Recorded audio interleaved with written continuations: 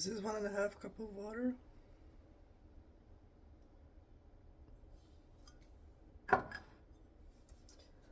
That's for the bread. And then for the rolls, I'm only gonna make a half a recipe. I'm gonna need milk and butter in addition to water. A tablespoon of yeast in each. A half cup of milk for the rolls. I melted my butter. I'm gonna put that into the milk so it can warm it up. A third of a cup of water. And this is also cold, so I'm gonna mix it up with the warm stuff. So that makes about a cup of buttermilk and water together.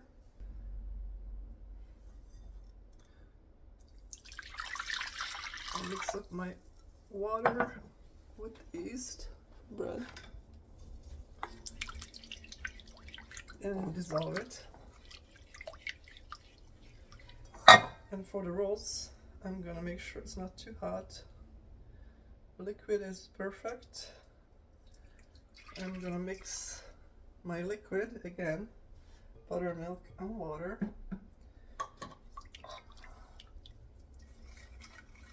And dissolve the yeast.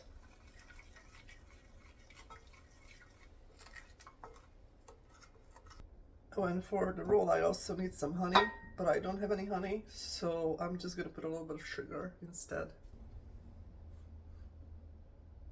And that's just a half a tablespoon. Okay, next I'm gonna measure the flour, the rolls. I'm gonna use 2¼ cups of flour. And as we go along, I'm gonna add some more flour into it, depending on the consistency.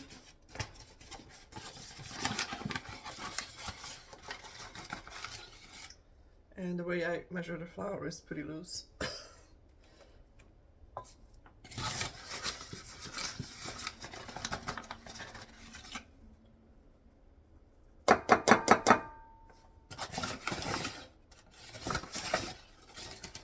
I can always put more flour in it, but I can't really take it out, so try to start out with a smaller amount, what you think you're gonna need. And then for the bread, I'm gonna put 3 cups.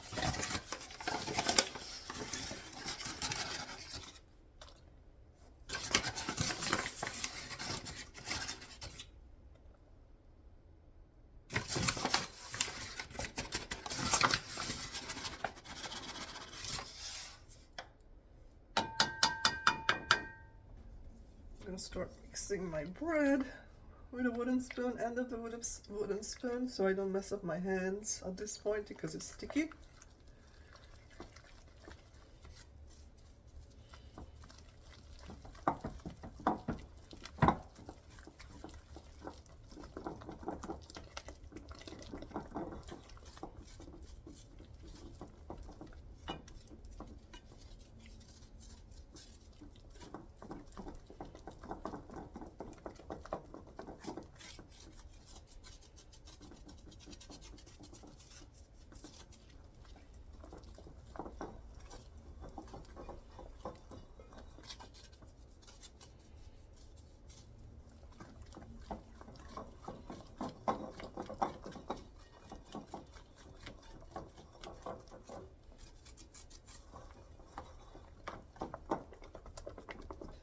You can already see this is going to be too loose, so I'm going to put a little bit more flour.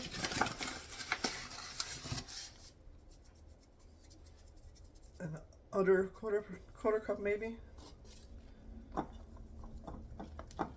For the bread, you want your dough on the stiffer side to hold its shape, especially if you're not using a pan, a bread pan, to bake it. Then you don't want it to just flow into a flat mess, right? And for the first rise, you don't have to worry about the texture as much yet. You can add some more flour before the second rise when we shape it.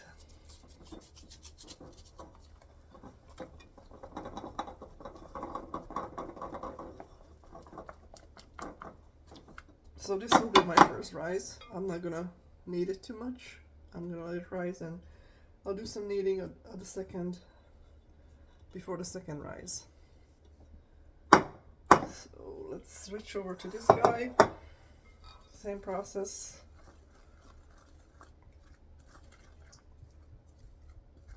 For the rolls, I'm gonna leave them a little bit more loose because I want them to be soft at the end. But because I enriched with butter and milk, that alone actually makes it softer as well. And of course it's gonna taste different. One thing I forgot to do is put salt into it. Usually I do this toward the end before I start stirring. So this guy needs some salt as well. I'll stir that up.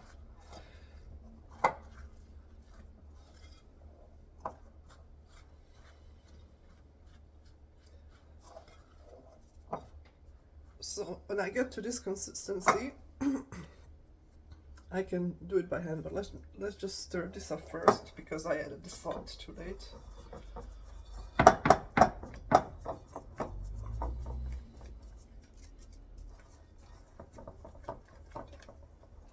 And the reason why I wait with the salt toward the end, because I don't want the very concentrated salt touching the yeast. I want it more diluted, right? Because the salt does kill the yeast. Okay,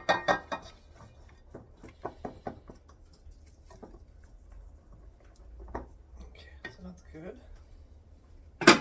And for the roll, I'm gonna use my hand to just bring it from the side into the middle of the bowl, scooping up the flour. And this just shows you how much difference you can have between doughs just based on how much flour you use. And again, it's best to start out with less flour and then keep adding to it. But for me, this will be actually perfect at the end, this consistency. But at this point, if you really messed it up, when you really put too much flour and it's crumbly and it just doesn't want to hold together, you can still put some water in it. Just small amounts, like a tablespoon at a time, because it's easy to misjudge.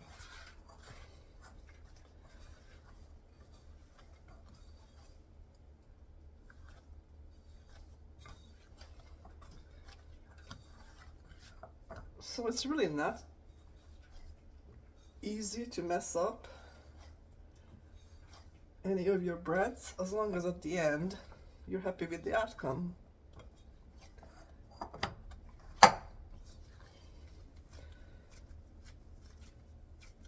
I'm gonna have to knead this a little bit because of the stiffness of it. And the purpose of the kneading at this point is really not to generate gluten, it's just really to mix up the dough.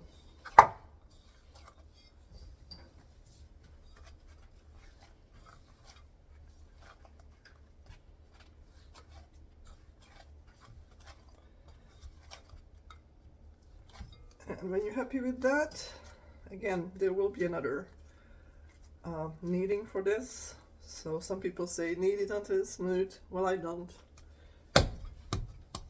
So you can see the two different textures.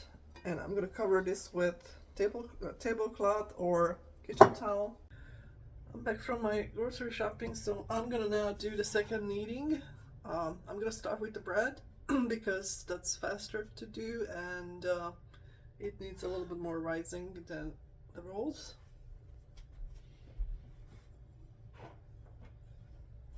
So that's what it looks like after a couple of hours. I'm gonna bake it in a loaf pan, but you can certainly just bake it on a sheet. Just shape it and bake it your way.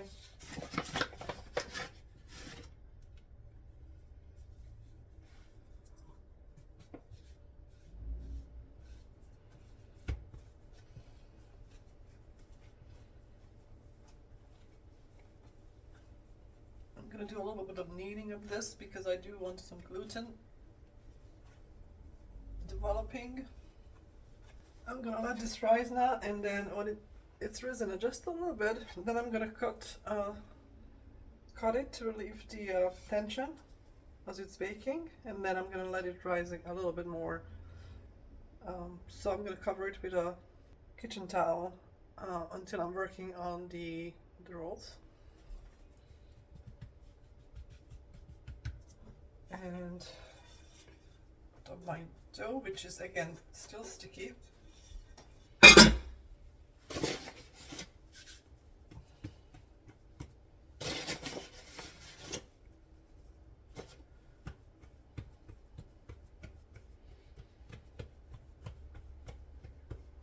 And you can just spread it out as it is with your hands if you want, but I'm just going to use a roller. You need to flour your roller too. Just a very thin layer like that. And what I'm looking for is about finger thickness for these rolls, so it's really not going to be rolled that much.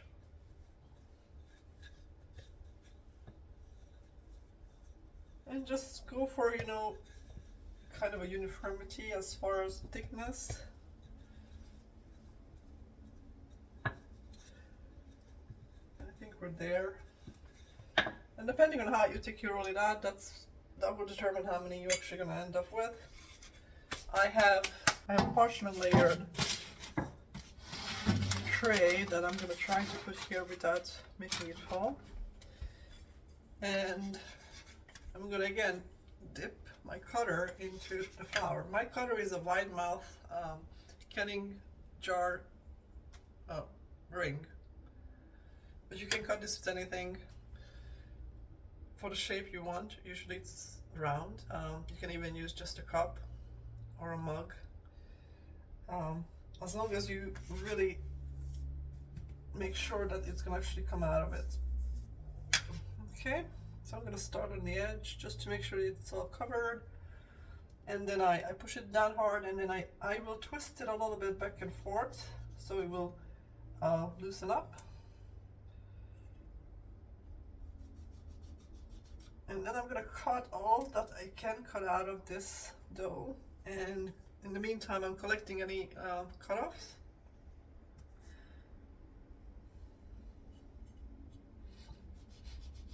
So this first round of cutting will give me, I don't know, 6 maybe?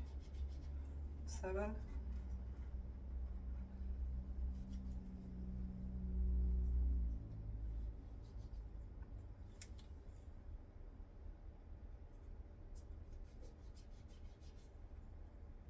And then of course we're gonna cut more. This is the first round. Whatever fits. And you should be flouring this as we go along because this last one didn't do well. Kind of got sticky. Okay. So you're gonna take off all the cut-offs. As I said, again, they're very sticky still. But in a way you want that to be, because we're gonna re-knead these and cut more out of this. And I'm just going to use this spatula to kind of tease them up from the surface without distorting them too much. And again, this needs to be also floured. And this particular one is really runny. So, as you can see, it's a little distorted. But I'm going to drop it right here on my pan.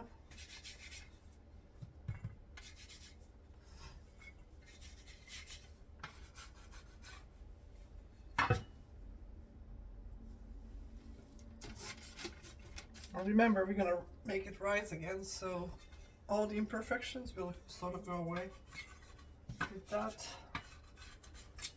smooth itself out.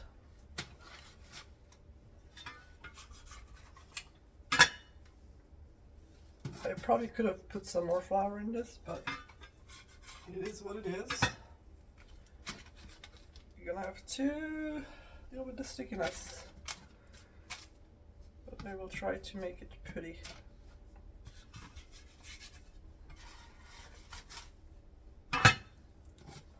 So that made 7.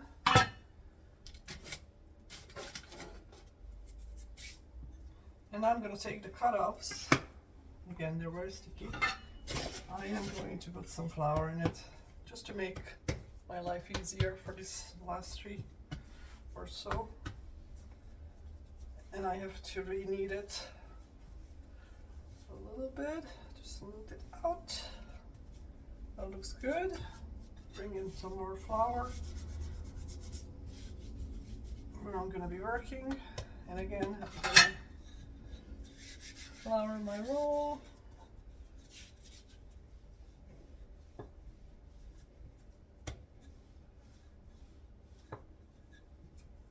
And now the dough is a little bit springy. If you let it rest for 10 minutes or so, it will be easier to stretch it. It won't be that springy. Let's see, I think it's the right thickness. And again, make sure that you are flouring your ring.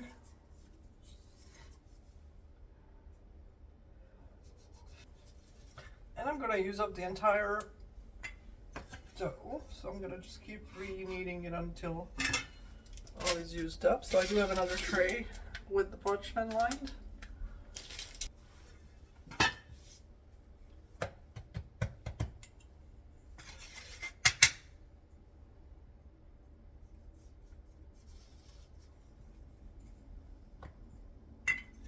See how it's easier now that it's not as sticky as the beginning, and it's still good because it's still not a stiff dough. It's just the right consistency that it's easy to handle. But don't forget to re-flour your surface, re-flour your rolling pin. Again, I'm gonna try to make maybe, is this 1 or 2? Let's guess. I'm gonna make 2 skinnier ones, maybe. See if I can.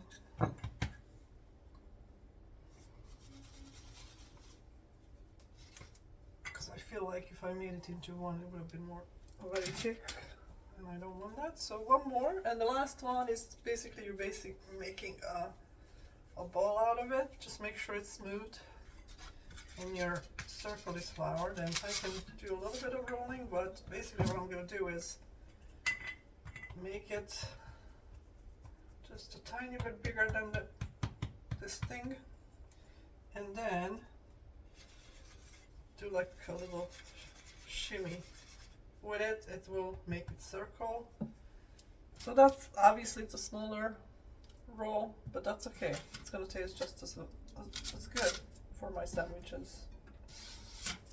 So my bread has risen a little bit, and I'm just going to use a knife. They tell you to use a razor blade and all that, but what I do is just put 3 slits into it, and this is going to continue to rise. So once the rolls have risen a little bit, I'm going to turn on the oven because they're almost ready to go in. We're going to need 375 for this. And once that is heated up, I'm going to bake these for 13 to 14 minutes. The oven is heated now. I'm going to put first the rolls.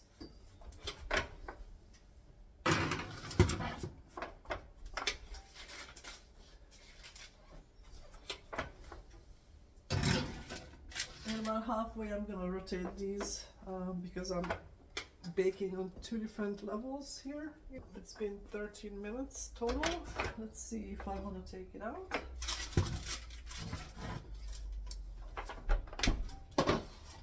So you'll have to look at the bottom really if it's done. So what I'm gonna do is actually put in the bread, and I'm gonna turn the oven's gonna be put up to 425,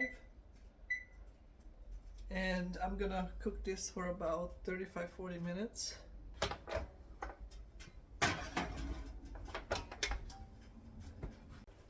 I'm gonna take the rolls off the tray because I don't want it to dry out.